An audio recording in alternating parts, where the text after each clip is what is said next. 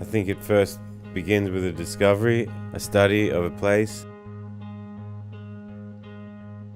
I'm trying to build a connection through that discovery, and for me it's about the journey, the travel and the experience.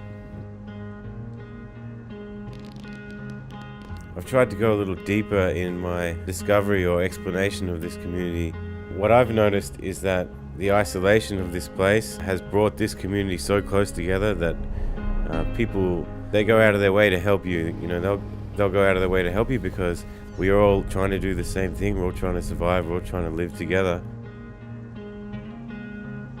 Everything out here, the farming, the weather, the people, the landscape, it's within immediate reach. You see old tractors all over town and these are all like icons of the area that I have noticed and tried to bring into this as much as I can. The blue jeans, the hats, the dirty shirts and the creases in the clothing. I want to try and portray a story of small town South Dakota and how is that different and how is that the same to other places. I've been trying to document the lives of people here, the industry. Once I've discovered a concept I want to try and portray, I'm using photographs to try and capture that movement. I'm using real people from real places who represent a lot and who represent our communities.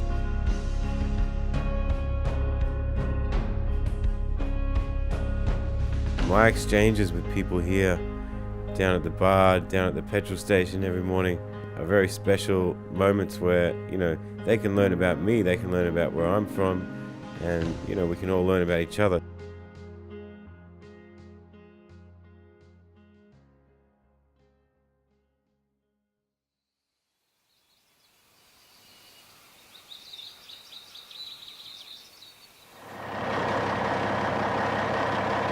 I knew since I was a little boy, there was no doubt in my mind. Every single day, I was going to be a farmer. I was coming back to the farm, and that's what I was going to do. And one of the things that I love about farming is in the springtime, you get your planters out and you plant your fields, and whether it's corn, soybeans, wheat, alfalfa, forage crop, from start to finish, you get to watch that crop grow. It's a lot like life, in life you learn as a person to grow and improve yourself.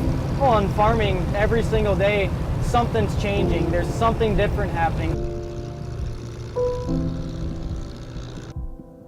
Rodeo's always been a very important part of my life. On the ranch where I grew up, we rode horses every day, and rodeo is just part of life for some people in this part of the country.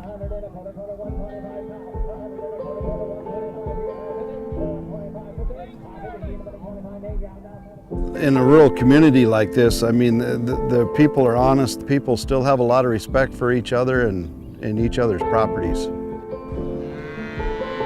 This place is my home. It's always been my home. It's been my only home. And it all is about people. There's not that many people here, but the people are great and everybody knows you and everybody's there for you. So we move cows, sometimes it's every day, sometimes it's every third day. We're moving this temporary wire and moving on to the next break of feed, whatever that feed may be. My great-grandpa put most of this land together, and we manage it as a family and as a unit.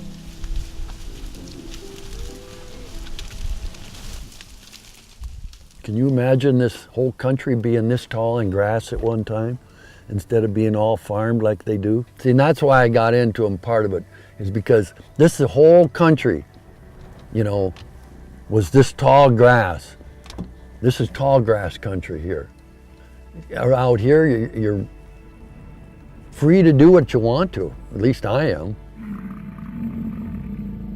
This isn't farm ground. This is where they're the happiest. These buffalo belong here. And hopefully I can keep them here as long as I'm alive. Well, the reason I call this place the village, that's what it originally was when I moved here 28 years.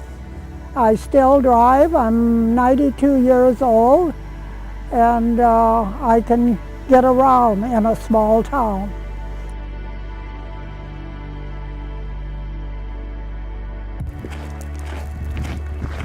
One thing about my paintings, which is always common, is that, you know, I work on a really large scale, and I'm trying to bring small details to a very large scale. So once I make them large, I'm using brushes and a spray gun, small brushes and some really large brushes to try and capture that. But the detail, there's a lot of shapes, there's curves, it's big, it's round, it's got a lot of imperfections to the surface, which I spent a lot of time preparing, because I want this to be a monument to this place for a long time to come. You know, when Guido first came to Faulkton, South Dakota, you got to remember, Faulkton, South Dakota is a town of 650 people or 800 people. I mean, it's a very small town. Around here, we don't take things for granted. And to be able to watch a project come to life like that is a pretty special thing. It's something that's going to be around for a long time, and someday I hope that I get to look back and cherish it and know that I was a part of it, and my kids will get to hear about it. You know, we haven't never seen nothing like that in this part of the country. It's kind of unheard of until we met Guido and he introduced himself and showed us what he does.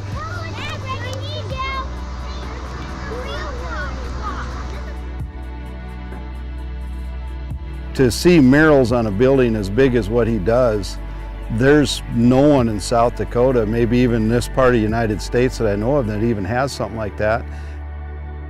You know, it's awesome for people like us to meet people that have been all over, because, you know, we haven't been a lot of places. It's just a guy who's more, you know, worldly or whatever than we are, and seen a lot of places.